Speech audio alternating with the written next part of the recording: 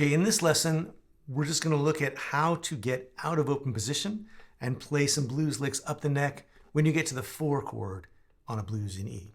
Now I'm going to be teaching an entire workshop on this idea of creating contrast and getting new sounds on the fingerboard by getting out of open position and moving up the neck. That's coming this Saturday, March 12th.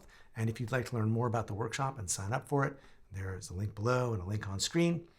Right now, I'm just going to focus on one sound for one moment in the blues, like I said, and that's the moment when you go after the first 4 bars of an E blues, when you get to the 4 chord. Maybe you've been playing in open position with some pentatonic licks or blues licks, or some chords and double stops. And then you get to this moment, you're hitting the 4 chord. It would be great to get out of that area and play something new.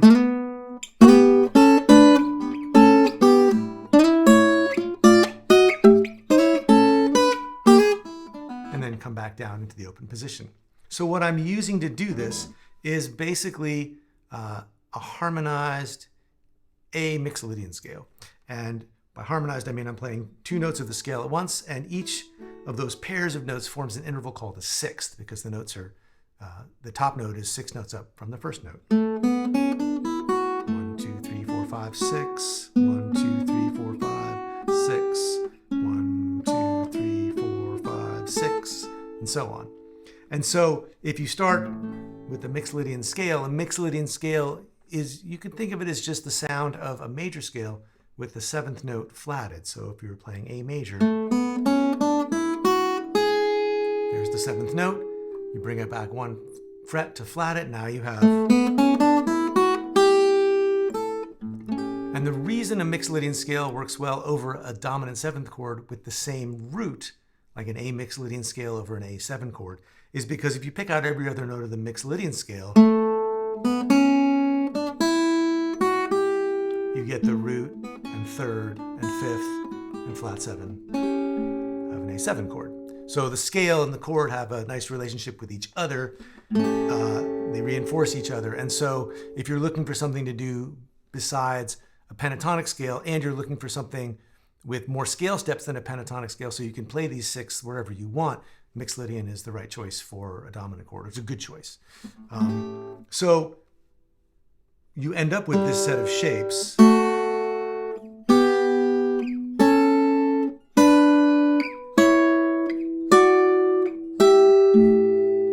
And you can see there are sort of these landmarks where you've got a chord tone in the top note. Like here we've got the 5th on top, here we've got the 3rd on top, here we've got the root on top, and here we've got the 7th on top.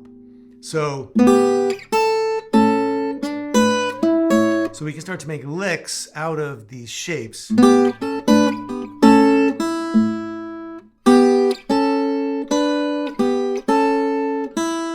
we're starting with the flat 7 on top, and landing with the root on top, and then going to the 5th on top. Up here we've got the 3rd on top, and we could go up from here to the 5th on top, or down to the root. And anytime you have the first interval and the next interval you're going to are the same shape, so if they're both, if both notes, one on each string, are 2 frets away from the note you're going to, then you can connect them by that little half-stepping movement, which is called chromatic motion, moving fret by fret or by half step. Or even connecting up by 3 half steps. So let's just go over a few specific licks, because licks are a good mnemonic device, a good way to remember what it is you're trying to learn how to do. So if we're playing an E for 4 bars, there's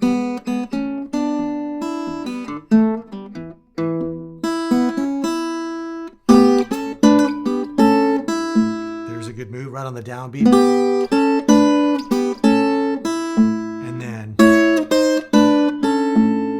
And that takes up 2 bars, right? 1 and 2 and 3 and 4 and 1 and 2 and 3.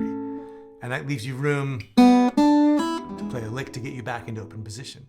So there it is. You're heading out of open position at the beginning. And then this is bringing you back. And there you are. And I always feel like it's really important to have some kind of plan or a way to practice adding the new thing you're learning to the thing you already know, so that you don't just have a bunch of new licks, but you don't know how to add them to the licks you already were playing. So if you have a plan for, oh, this is how I'm going to be in open position, this is how I'm going to get into this new stuff, and here's how I'm going to get back.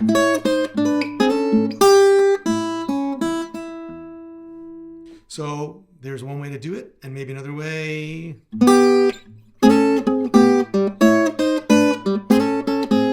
There's just a bunch of chromatic moves, starting on the root on top.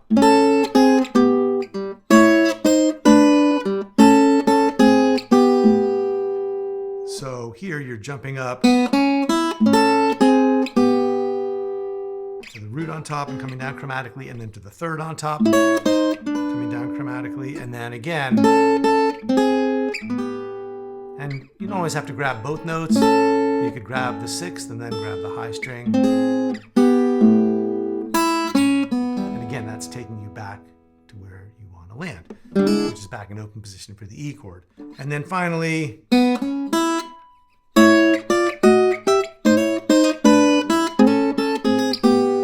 a more elaborate one. So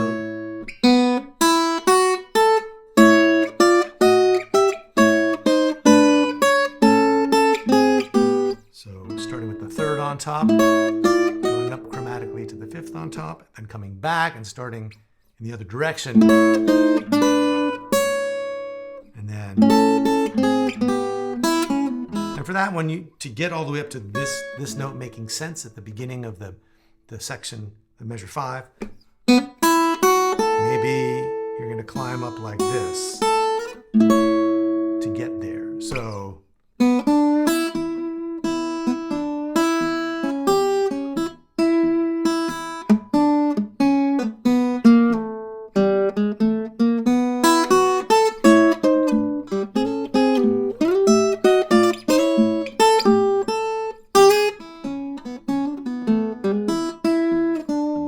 couple different ways you can do it. So there it is. There's a few different ways to start getting out of open position when you get to the A chord, picking a specific spot in the blues. So instead of thinking like, oh, I've learned these 6, I will now play them all over the place. Just pick one spot to start with. Go, yeah, when I get to the 4 chord, I'll try to do a couple of new moves. I'll try to practice these 2-bar ideas when I get there, and sort of slowly make them part of your vocabulary. And then you can start thinking about, well, how would I use them on the E chord? Or on the turnaround, I've got only one measure to sneak in one of those A moves, right? So,